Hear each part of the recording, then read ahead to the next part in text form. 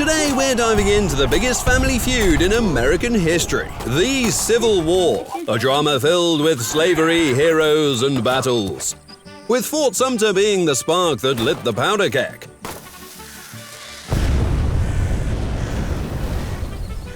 The South wanted to split, Lincoln said, "No way, Jose," and thus began 4 years of fighting that literally tore the country apart, but ultimately set it on a new path toward freedom and equality. This is the American Civil War in a nutshell, with bombs, ideals, and a whole lot of chaos.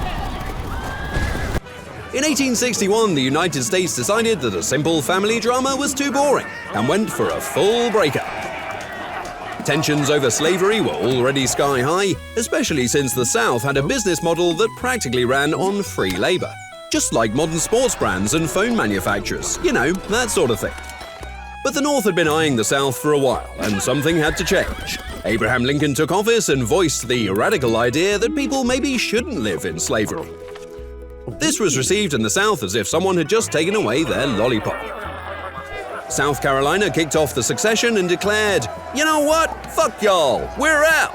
Other southern states thought, "Get bent, y'all. Piss off, y'all. Y'all can shove it. Drop dead, y'all. Y'all kiss my big ol' southern ass. Y'all can take your shit and go. Go to hell, y'all. Y'all go piss up a rope. Eat a bag of dicks, y'all, and screw you guys, y'all." And joined the new Confederate States of America, with Jefferson Davis as their president.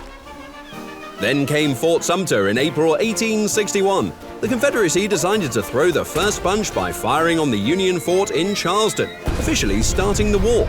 The North, the Union, and the South, the Confederacy, were now officially in conflict, and both sides built large armies to prove their point. The North had more people, more railroads, and more factories, while the South relied more heavily on courage and some brilliant generals like Robert E. Lee.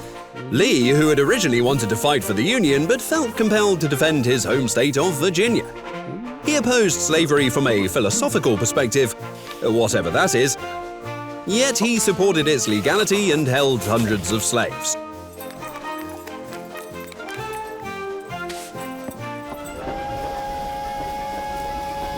Meanwhile, the Northern economy was proving its industrial might. The South was mostly dependent on agriculture and struggled to acquire war supplies, increasing their logistical pressure and reliance on overseas trade with countries like Great Britain. The first major battle took place at Bull Run. The Union had an unpleasant surprise here. Their soldiers thought the Southern Army would be easy to defeat, but they were quickly beaten themselves. This battle was a wake-up call for the Union, who realized that the war would be much harder than they had thought.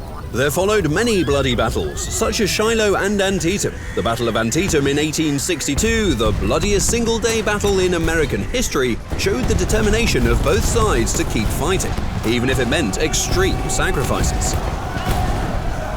Winning Antietam gave Lincoln the chance to issue the Emancipation Proclamation, which declared all enslaved people in the southern states free.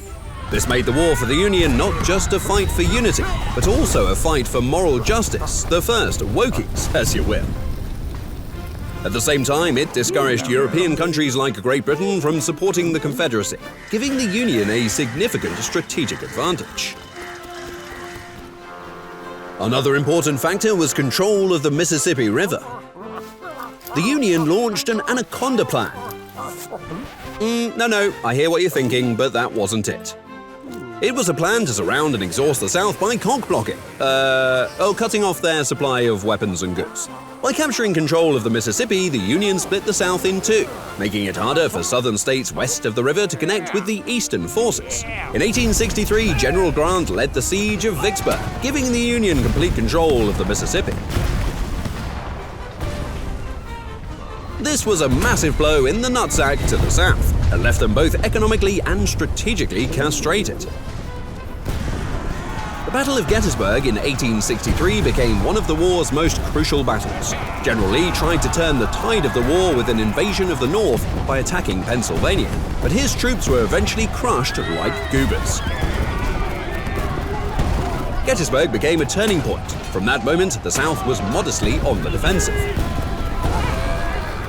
Lincoln seized the victory to give his famous Gettysburg Address, calling for a new birth of freedom for a nation dedicated to the proposition that all men are created equal.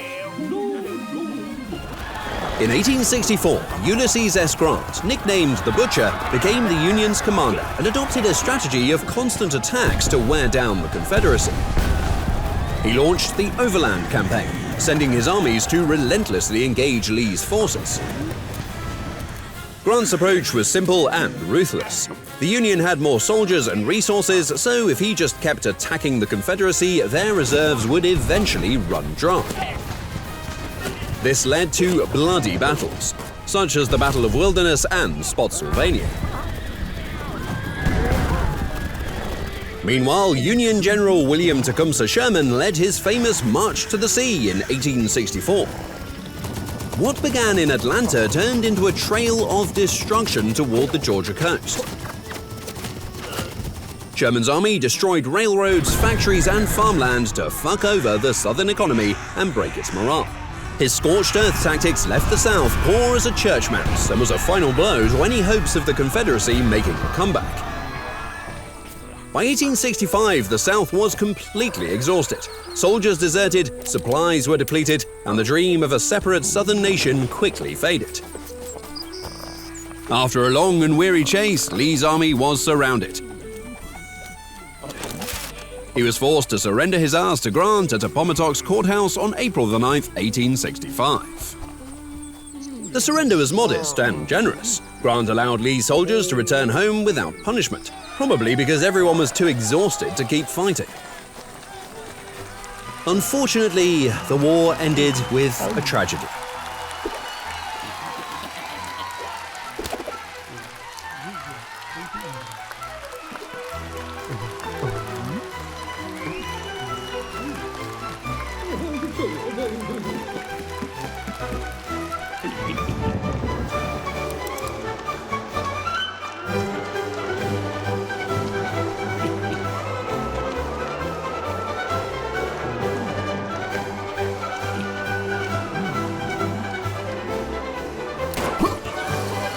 Lincoln was assassinated by John I Broke a Foot Wilkes Booth, a Southern sympathizer, which shocked the nation. Lincoln's death made the process of Reconstruction even more difficult and showed that the fight for equality and unity was far from over. What important things did we learn from the American Civil War? Getting rid of slavery is a very pricey endeavor. Hundreds of cities were flattened and 620,000 soldiers had to kick the bucket to adopt a more inclusive business model. Christians tried to stop the slavery thing several times before, but it was officially abolished with the 13th Amendment. So, good job there, chaps. It's something countries like Saudi Arabia, India, China, Pakistan, North Korea, Nigeria, Indonesia, and Bangladesh might learn something from, right? The Civil War brought the country one step closer towards a better future, though the struggle for civil rights still had a long way to go. We're marching for the Union, for freedom and the right to kick those Confederates clear out of sight. They claim it's about space, but we know their game. It's all about owning niggers, they should feel the shame. Hurrah, hurrah, hurrah!